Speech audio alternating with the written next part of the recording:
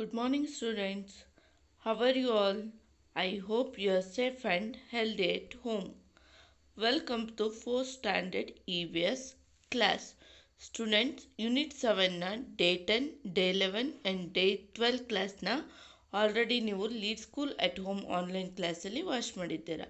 Isn't it, children? So once again I recapping the video for you to understand neatly. First we start from the day 10 ಅಂತಂದರೆ Monday ಕ್ಲಾಸಲ್ಲಿ ಏನು ಮಾಡಿದ್ದಾರೆ ಅಂತ ಹೇಳ್ಬಿಟ್ಟು ಇನ್ನೊಂದು ಸಲ ರಿವೈಸ್ ಮಾಡೋಣ ಮಕ್ಕಳ. In Monday class the topic is how do we hear ಅಂತಂದರೆ ಹ್ಯೂಮನ್ ಇಯರ್. ನಾವು ಯಾವುದ್ರ ಮೂಲಕ ಸೌಂಡನ್ನು ಕೇಳಿಸ್ಕೊತೀವಿ? ಇಯರ್ ಮೂಲಕ ಅಲ್ವಾ ಮಕ್ಕಳ? Our ear help us hear the different sounds around us. So ನಮ್ಮ ಇಯರಿನ ಕೆಲಸ ಏನು? ನಮ್ಮ ಸುತ್ತಮುತ್ತ ಆಗುವಂತಹ ಡಿಫ್ರೆಂಟ್ ಸೌಂಡನ್ನು ಕೇಳಿಸ್ಕೊಳತ್ತೆ. Understood? Let us understand how the ears do this. So ಹಾಗಾದರೆ ಇಯರ್ ಯಾವ ರೀತಿಯಾಗಿ ಕೆಲಸ ಮಾಡುತ್ತೆ, ಸೊ ಯಾವ ರೀತಿಯಾಗಿ ಈ ಸೌಂಡನ್ನು ಕೇಳಿಸ್ಕೊಳ್ಳುತ್ತೆ ಅನ್ನೋದ್ರ ಬಗ್ಗೆ ತಿಳ್ಕೊಳ್ಳೋಣ. Okay children? Students see this is a structure of the year. Okay, the ear that we can see are only a small portion is called a outer ear. ಮಕ್ಕಳ, ನಮ್ಮ ಫೇಸಲ್ಲಿ ನಾವು ಏನು ನೋಡ್ತೀವಲ್ವಾ, small portion of the ear ಏನು ನೋಡ್ತೀವಲ್ವಾ, ಅದಕ್ಕೆ ಏನಂತ ಹೇಳ್ತೀವಿ ನಾವು? ಔಟರ್ ಇಯರ್ ಅಂತ ಹೇಳ್ತೀವಿ. ನೋಡಿ ಮಕ್ಕಳ, this is our outer year ಅಂತಂದರೆ ನಮ್ಮ ಫೇಸಲ್ಲಿ ಕಾಣುವಂತಹ ಇಯರಿಗೆ ಏನಂತ ಹೇಳ್ತೀವಿ? ಔಟರ್ ಇಯರ್ ಅಂತ ಹೇಳ್ತೀವಿ. Inside are many special structures that are important for us to hear a sound. So ಈ ಔಟರ್ ಇಯರಿನ ಒಳಗಡೆ ತುಂಬ ಸ್ಪೆಷಲ್ ಆಗಿರುವಂತಹ ಸ್ಟ್ರಕ್ಚರ್ಸ್ ಇದೆ. ಅದು ಏನಕ್ಕೆ ಹೆಲ್ಪ್ ಮಾಡುತ್ತೆ ಅಂತಂದರೆ ಸೌಂಡನ್ನು ಕೇಳಿಸ್ಕೊಳ್ಳೋಕ್ಕೆ ಹೆಲ್ಪ್ ಮಾಡುತ್ತೆ. Okay, inside hour year is a special structure called a year drum. So ನಮ್ಮ ಇಯರಿನ ಒಳಗಡೆ ಒಂದು ಇಯರ್ ಡ್ರಮ್ ಅಂತ ಇದೆ. ಸೊ ಅದೇನು ಕೆಲಸ ಮಾಡುತ್ತೆ ಅಂತ ಹೇಳ್ಬಿಟ್ಟು ನೋಡೋಣ. When sound reaches the ear drum it make it vibrate. So sound ನಮಗೆ ಹೊರಗಡೆಯಿಂದ ಇಲ್ಲಿ ಇಯರಿಗೆ ಬಂದು ಇಯರ್ ಡ್ರಮ್ಮಿಗೆ ಕೇಳಿಸ್ತಿದೆ ಅಂತಂದರೆ ಇದೇನಾಗುತ್ತೆ? ವೈಬ್ರೇಟ್ ಆಗತ್ತೆ ಮಕ್ಕಳ. Okay, this vibration causes us 3 small bones connected to the eardrum. So ಈ ವೈಬ್ರೇಷನ್ ಎಲ್ಲಿಗೆ ಹೋಗುತ್ತೆ? 3 ಸ್ಮಾಲ್ ಬೋನ್ಸ್ ಇರುತ್ತಲ್ಲ, ಅದು ಎಲ್ಲಿರುತ್ತೆ? ಇನ್ನರ್ ಇಯರಲ್ಲಿರುತ್ತೆ ಮಕ್ಕಳ. ಸೊ ಅದಕ್ಕೆ ಇನ್ನರ್ ಇಯರ್ ಬೋನ್ಸ್ ಅಂತ ಕೂಡ ಹೇಳ್ತೀವಿ. ನಮ್ಮ ಹ್ಯೂಮನ್ ಬಾಡಿಯಲ್ಲಿ ಅತಿ ಚಿಕ್ಕದಾಗಿರುವಂತಹ ಬೋನ್ಸ್ ಯಾವುದು ಅಂತಂದರೆ ಇದು ಇನ್ನರ್ ಇಯರಲ್ಲಿರುವಂತಹ ಬೋನ್ಸು. ಇದಕ್ಕೆ ಏನಂತ ಹೇಳ್ತೀವಿ ಅಂತಂದರೆ ಸ್ಟೇಪೀಸ್ ಅಂತ ಹೇಳ್ತೀವಿ. Okay children, to vibrate as well. So ಇದು ಇಯರ್ ಡ್ರಮ್ ವೈಬ್ರೇಟ್ ಆಗಿಬಿಟ್ಟು ಏನು ಮಾಡುತ್ತೆ? ಸೊ ಇಲ್ಲಿ ಇನ್ನರ್ ಇಯರ್ ಬೋನ್ಸನ್ನು ಕೂಡ ವೈಬ್ರೇಟ್ ಮಾಡುತ್ತೆ. The sound travel inside the ear in this manner until it reaches the cochlea ಅಂತಂದರೆ, ಸೊ ಇದೇನಾಗುತ್ತೆ? ಈ ರೀತಿಯಾಗಿ ಸೌಂಡು ನಮ್ಮ ಇನ್ನರ್ ಇಯರಿಗೆ ಬಂದು ಇಯರ್ ಡ್ರಮ್ಮಿಂದ ಈ 3 ಬೋನ್ಸಿಗೆ ಹೋಗ್ಬಿಟ್ಟು ಏನಾಗುತ್ತೆ? ಸೌಂಡು ಟ್ರಾವೆಲ್ ಮಾಡ್ತಾ ಇರುತ್ತೆ ಅಪ್ ಟು ಎಲ್ಲಿವರೆಗೂ? ಸೊ ಇಲ್ಲಿವರೆಗೂ. ಕ್ಯಾಕ್ಯುಲೆ ಅಂತಂದರೆ ಇಲ್ಲಿ ನೋಡಿ ಮಕ್ಕಳ, ಈ ರೀತಿಯಾಗಿದೆ ಅಲ್ಲ, ಇದನ್ನು ಕ್ಯಾಕ್ಯುಲೆ ಅಂತ ಹೇಳ್ತೀವಿ. Okay, the cochlea is a special snail shaped structure. So ಈ ಕ್ಯಾಕ್ಯುಲೆ ಯಾವ ರೀತಿಯಾಗಿರುತ್ತೆ? Snail shaped structure. ಸ್ನೈಲ್ ನೋಡಿದ್ದೀರಾ ಅಲ್ವಾ? ಅಂದರೆ ಬಸವನ ಹುಳ ನೋಡಿರ್ತೀರ ಅಲ್ವಾ, ಅಥವಾ ಶಂಕು ಹುಳ ಅಂತಲೂ ಹೇಳ್ತಾರೆ. ಆ ರೀತಿಯಾಗಿ ಶೇಪ್ ಆಗಿರುತ್ತೆ ಇದು. Okay, that receives this vibration and converts them in to a messages that our brain can understood as a sound. So ಇದೇನು ಮಾಡುತ್ತೆ? ಹೊರಗಡೆಯಿಂದ ಬರುವಂತಹ ವೈಬ್ರೇಷನನ್ನು ಇದು ಕಲೆಕ್ಟ್ ಮಾಡಿಬಿಟ್ಟು ಸೊ ನಮ್ಮ ಬ್ರೈನಿಗೆ ಕಳಿಸುತ್ತೆ ಅದು ಯಾವ ರೀತಿಯಾಗಿರುವಂಥ ಸೌಂಡ್ ಅಂತ ಹೇಳಿಬಿಟ್ಟು. ಫಾರ್ ಎಕ್ಸಾಂಪಲ್, ಒಂದು ಬೆಕ್ಕಿನ ಮರಿ ಕೂಗ್ತಾ ಇದೆ ಅಂತಂದರೆ, ಸೊ ಅದು ಹೊರಗಡೆ ಎನ್ವೈರನ್ಮೆಂಟಿಂದ ಔಟರ್ ಇಯರ್ಗೆ ಬಂದು, ಔಟರ್ ಇಯರಿಂದ ನಮ್ಮ ಇಯರ್ ಡ್ರಮ್ಮಿಗೆ ಬಂದು, ಅಲ್ಲಿಂದ ಇನ್ನರ್ ಇಯರ್ ಬೋನ್ಸ್ ಅಲ್ಲಿ ಬಂದುಬಿಟ್ಟು ಇಲ್ಲಿ ಕ್ಯಾಕ್ಯುಲೆಗೆ ರೀಚ್ ಆಗಿ ಅದು ಬ್ರೈನಿಗೆ ಮೆಸೇಜ್ ಕಳಿಸಿದಾಗ ಅದು ಯಾವ ಸೌಂಡ್, ಅದು ಬೆಕ್ಕಿನ ಮರಿ ಸೌಂಡಾ, ನಾಯಿ ಸೌಂಡಾ ಅಂತ ಹೇಳಿಬಿಟ್ಟು ಐಡೆಂಟಿಫೈ ಆಗುತ್ತೆ. ಇದೆಲ್ಲ ಎಷ್ಟು ಟೈಮಲ್ಲಿ ಆಗುತ್ತೆ ಮಕ್ಕಳ? ವಿತಿನ್ ಅ ಫ್ರ್ಯಾಕ್ಷನ್ ಆಫ್ ಸೆಕೆಂಡಲ್ಲಿ ಆಗುತ್ತೆ. Okay, most animals hear a sounds with the help of their ears. So ಎಲ್ಲ ಅನಿಮಲ್ಸು ಕೂಡ ಸೌಂಡ್ ಎಲ್ಲಿಂದ ಕೇಳಿಸ್ಕೊಳ್ಳುತ್ತೆ? ತಮ್ಮ ಇಯರ್ಸ್ ಮುಖಾಂತರ ಕೇಳಿಸ್ಕೊಳ್ಳುತ್ತೆ. Okay, some animals like dogs can move the outer part of their ears as well. So dogs, cats ಎಲ್ಲ ಏನು ಮಾಡುತ್ತೆ, ತಮ್ಮ ಔಟರ್ ಪಾರ್ಟ್ ಆಫ್ ದ ಇಯರಿಂದ ಈ ಸೌಂಡನ್ನು ಕೇಳಿಸ್ಕೊಳ್ಳುತ್ತೆ. But snake do not have a ears. ಹಾಗಾದರೆ ಸ್ನೇಕ್ಸಿಗೆ ಇಯರ್ಸ್ ಇದೆಯಾ ಮಕ್ಕಳ? ಹಾಗಾದರೆ ಅದು ಸೌಂಡನ್ನು ಹೇಗೆ ಐಡೆಂಟಿಫೈ ಮಾಡುತ್ತೆ? But the ear with the help of their vibrating skull. So ಸ್ನೇಕಿನ ಸ್ಕಲ್ ಏನು ಇದೆಯಲ್ಲ, ಅದು ವೈಬ್ರೇಟ್ ಆಗೋದ್ರ ಮೂಲಕ ಸೌಂಡನ್ನು ಐಡೆಂಟಿಫೈ ಮಾಡುತ್ತೆ. Understood students? ಆ ಡೇಲಿ ಮತ್ತೇನು ಮಾಡಿದರು ಮಕ್ಕಳ? SR7 ರೀಡ್ ಮಾಡಿ ಅಂತ ಹೇಳಿಬಿಟ್ಟು ಹೇಳಿದರು. ಆ್ಯಂಡ್ WS8 ಕೂಡ ಫಿಲ್ ಮಾಡಿಸಿದ್ರು. Students, this is your WS8. ಎಲ್ಲರೂ ಫಿಲ್ ಮಾಡಿದ್ದೀರಾ ಅಲ್ವಾ ಮಕ್ಕಳ? ಆ್ಯಂಡ್ WS7 ಕೂಡ ರೀಡ್ ಮಾಡಿ ಅಂತ, SR7 ಕೂಡ ರೀಡ್ ಮಾಡಿ ಅಂತ ಹೇಳಿದರು. ಮಾಡಿದ್ದೀರಾ ಅಲ್ವಾ ಮಕ್ಕಳ? ಆ್ಯಂಡ್ ಅವತ್ತು ಹೋಮ್ವರ್ಕ್ ಏನು ಕೊಟ್ಟಿದ್ರು? Draw and label the structure of the ear in a notebook. ನಿಮ್ಮ ನೋಟ್ಬುಕ್ಕಲ್ಲಿ ಸ್ಟ್ರಕ್ಚರ್ ಆಫ್ ದ ಇಯರಿನ ಡಯಾಗ್ರಾಮ್ ಬಿಡಿಸ್ಲಿಕ್ಕೆ ಹೇಳಿದರು. ಆ್ಯಂಡ್ ಡಯಾಗ್ರಾಮ್ ಬಿಡಿಸಿ ಅದರ ಪಾರ್ಟ್ಸನ್ನು ಲೇಬಲ್ ಮಾಡೋಕ್ಕೆ ಹೇಳಿದರು. ಮಾಡಿದ್ದೀರಾ ಅಲ್ವಾ ಮಕ್ಕಳ? Next we move on to the day 11. In day 11, here the topic is sound can get reflected. ಅಂತಂದರೆ ವೆನ್ಸ್ಡೇ ಕ್ಲಾಸಲ್ಲಿ ಏನು ಕಲ್ತಿದ್ದೀರಾ ಅಂತ ಹೇಳಿಬಿಟ್ಟು ನೋಡೋಣ. Have you ever been to the mountains or to the hill station? So ನೀವು ಯಾವಾಗಾದರೂ mountains ಅಥವಾ ಹಿಲ್ ಸ್ಟೇಷನ್ ಹತ್ರ ಹೋಗಿದ್ದೀರಾ ಮಕ್ಕಳ? You might have observed a strange phenomenon in some spots in the hills or mountain. ನೀವು hill station ಅಥವಾ mountains ಹತ್ರ ಹೋಗ್ಬಿಟ್ಟು ಜೋರಾಗಿ ಕೂಗಿದಾಗ ಏನಾಗುತ್ತೆ? ನಿಮ್ಮ ಸೌಂಡು ಪದೇ ಪದೇ ರಿಪೀಟ್ ಆಗ್ತಾ ಇರುತ್ತೆ ಮಕ್ಕಳು. Okay, if you make a sound or call your name, after some time you can hear it again and again. This is due to the reflection of the sound. So ಈ ರೀತಿಯಾಗಿ ಯಾಕೆ ಕೇಳುತ್ತೆ? ಪದೇ ಪದೇ ಒಂದ್ಸಲ ಕೂಗಿದ್ರೆ ಪದೇ ಪದೇ ಅದೇ ಸೌಂಡ್ ಯಾಕೆ ಕೇಳುತ್ತೆ ನಿಮಗೆ ಅಂತಂದರೆ ಅಲ್ಲಿ ಸೌಂಡು ರಿಫ್ಲೆಕ್ಟ್ ಆಗ್ತಾ ಇದೆ ಅಂತ ಓಕೆ, ಸೊ ದಟ್ ಈಸ್ ಏನಂತ ಹೇಳ್ತೀವಿ? ಅದನ್ನು ಎಕೋ ಪಾಯಿಂಟ್ ಅಂತ ಹೇಳಿಬಿಟ್ಟು ಹೇಳ್ತೀವಿ. ಅಂದರೆ ಎಕೋ ಆಗ್ತಾ ಇದೆ ಅಲ್ಲಿ ಅಂತ ಹೇಳಿಬಿಟ್ಟು. Sound similar to light can get reflected off some surfaces and come back to our ears. So ಕೆಲವೊಂದು ಸರ್ಫೇಸಲ್ಲಿ ಸೌಂಡು ರಿಫ್ಲೆಕ್ಟ್ ಆಗಿಬಿಟ್ಟು ಮತ್ತೆ ವಾಪಸ್ ನಮ್ಮ ಹತ್ರನೇ ಬರುತ್ತೆ, ಅಂದರೆ ನಮ್ಮ ಕಿವಿಗೆ ಕೇಳುತ್ತೆ.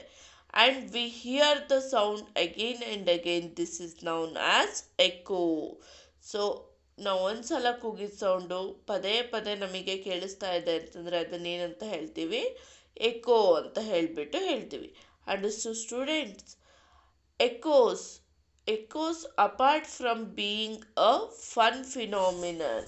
ಸೊ ಇದಕ್ಕೇನಂತ ಹೇಳ್ತೀವಿ? ಫನ್ ಫಿನಾಮಿನಾ ಅಂತ ಹೇಳ್ತೀವಿ. ಯಾಕೆ ಅಂತಂದರೆ are also very useful. Scientist use echoes to find the depth of water bodies. So scientist ಏನಕ್ಕೆ ಯೂಸ್ ಮಾಡ್ತಾರೆ ಈ ಎಕೋನ? So depth of the water body ಎಲ್ಲಿದೆ, ಎಷ್ಟು ದೂರದಲ್ಲಿದೆ ಅಂತ ಹೇಳಿಬಿಟ್ಟು ಫೈಂಡ್ ಔಟ್ ಮಾಡಲಿಕ್ಕೆ ಯೂಸ್ ಮಾಡ್ತಾರೆ. They send a sound wave into a ocean and calculate the amount of time it takes for it come back. So ಓಷನಲ್ಲಿ ಸೌಂಡ್ ವೇವ್ನ pass ಮಾಡ್ತಾರೆ. ಅದು ಯಾವ ಟೈಮಿಗೆ, ಎಷ್ಟು ಟೈಮಿಗೆ ಆ ಸೌಂಡ್ ವೇವ್ಸು ರಿಟರ್ನ್ ಬರುತ್ತೆ ಅನ್ನೋದನ್ನು ಕ್ಯಾಲ್ಕುಲೇಟ್ ಮಾಡ್ತಾರೆ. Understood students? After getting reflected, ಯಾವಾಗ ರಿಫ್ಲೆಕ್ಟ್ ಆಗುತ್ತೆ ಅಂತ ಹೇಳಿಬಿಟ್ಟು ನೋಡ್ತಾ ಇರ್ತಾರೆ. Based on the time it takes they can calculate how far away the ocean bed is.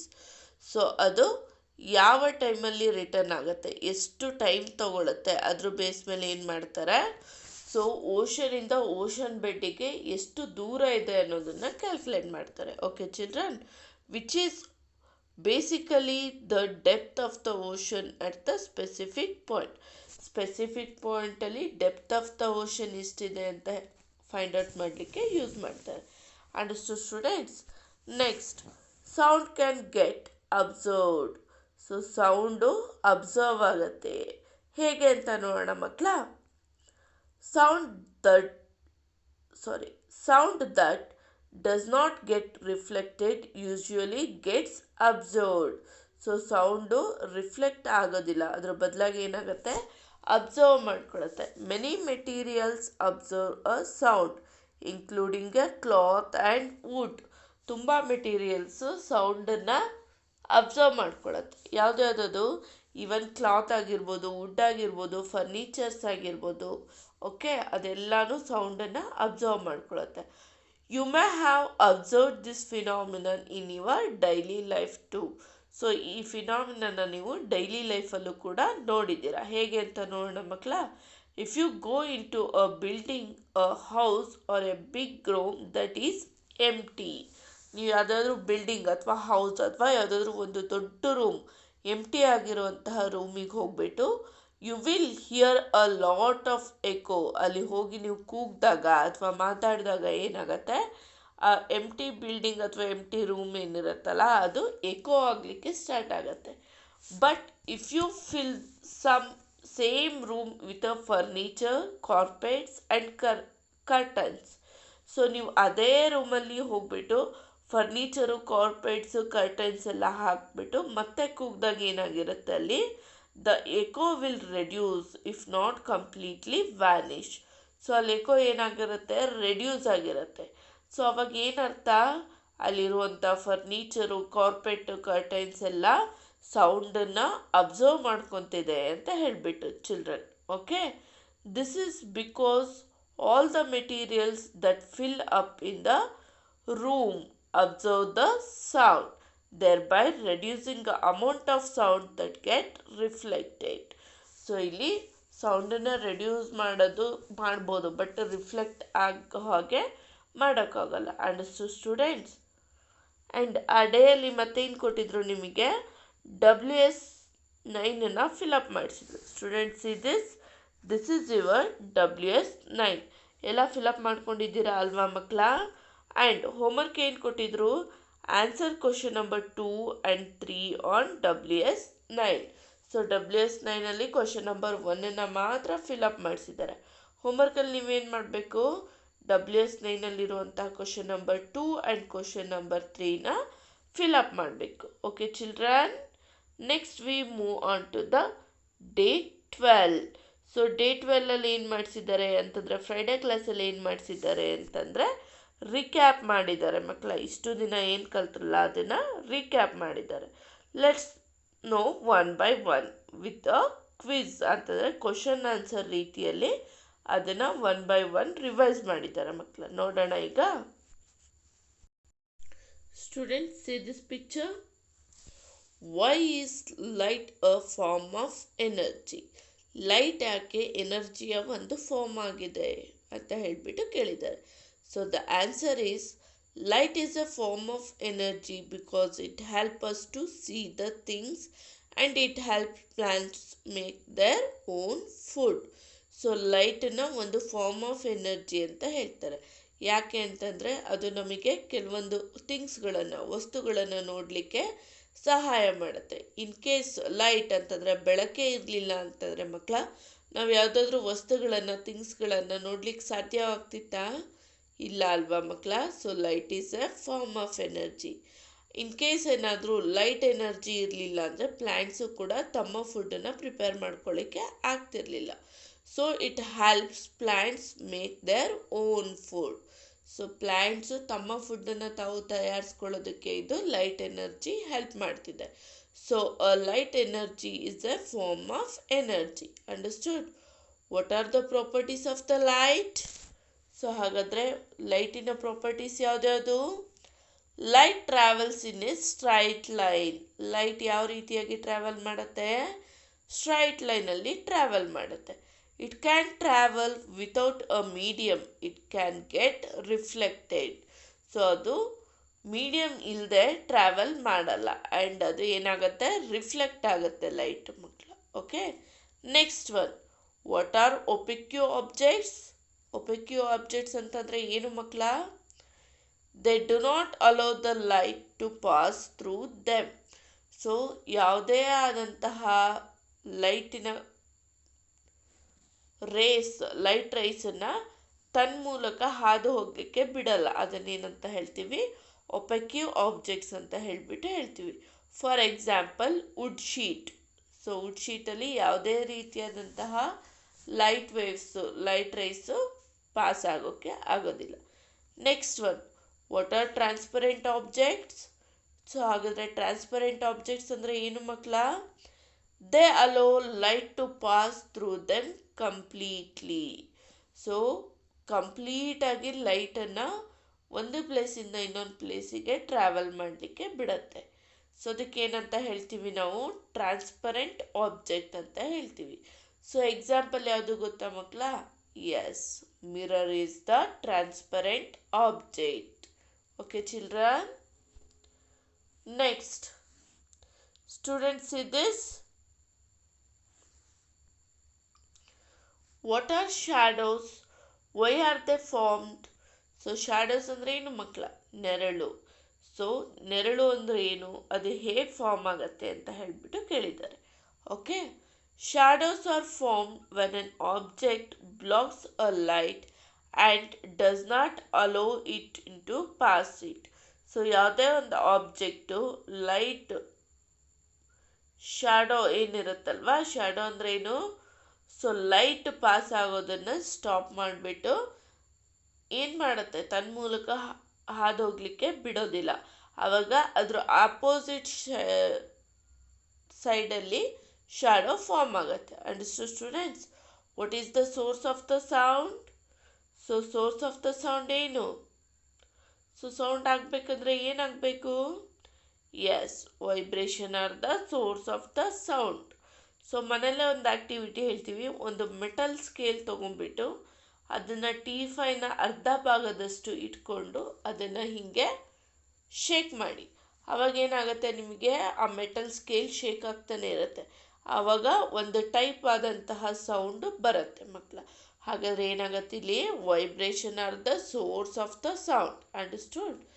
8th one, what are the properties of sound? So ಹಾಗಾದರೆ ಸೌಂಡಿಗೆ ಇರುವಂಥ properties ಯಾವುದ್ಯಾವುದು?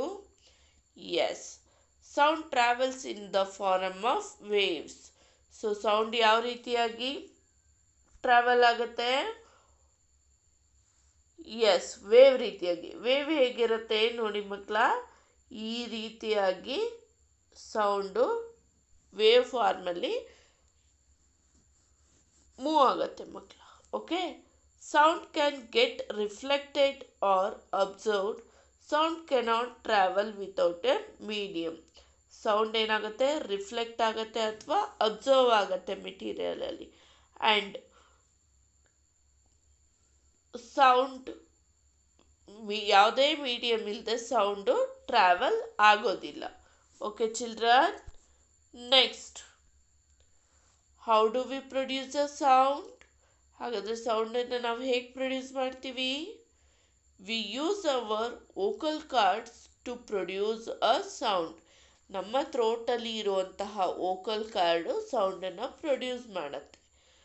When we exhale, our vocal cards open and vibrate to produce a sound.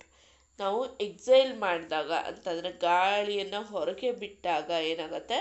ಆ vocal cord open ಆಗಿಬಿಟ್ಟು vibrate ಆಗುತ್ತೆ. ಆಗ sound produce ಆಗುತ್ತೆ. For example, ನಾವು ಮಾತಾಡ್ಬೇಕಾದ್ರೆ ಯಾವಾಗಲೂ ಗಾಳಿಯನ್ನು ಹೊರಗಡೆ ಬಿಡ್ತೀವಿ.